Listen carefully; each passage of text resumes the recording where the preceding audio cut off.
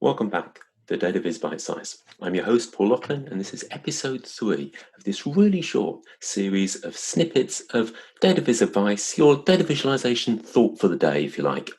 And what we're doing in this series is just sharing an example of a principle you need to think of applying, and then a positive example of putting that into practice. As I mentioned in previous episodes, I'm basing these on a series of rather fun Data Viz Play Your Cards Right, shared by a chap called John Schwabish, who produces the Policy Viz podcast. And he shares in that series this card, a dimension too far as it's called.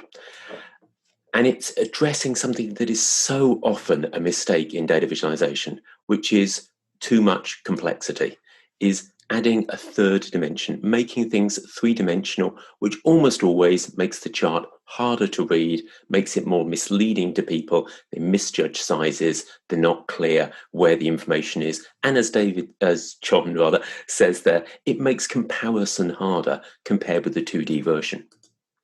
So that's the thought for the day. Can you possibly avoid 3D? If you can, please do so. It's almost always more effective.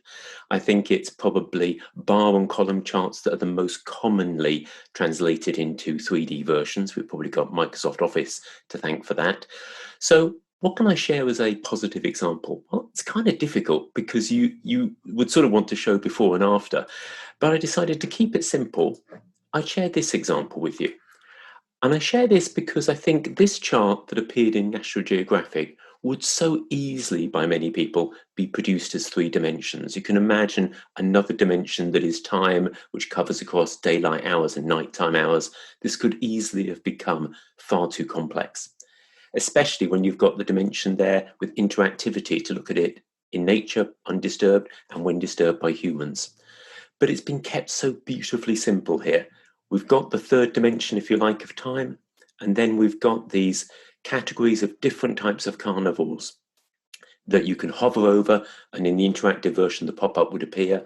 And by keeping it two-dimensional, you're able to much more accurately compare the length of those bars, as well as take in the shape of the overall distribution. So I praise it in terms of resisting going three-dimensional, and I encourage you to do the same.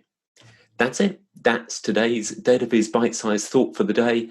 Can you avoid 3D? Please produce 2D line charts, 2D bar charts. They're much more effective. See you in episode 4.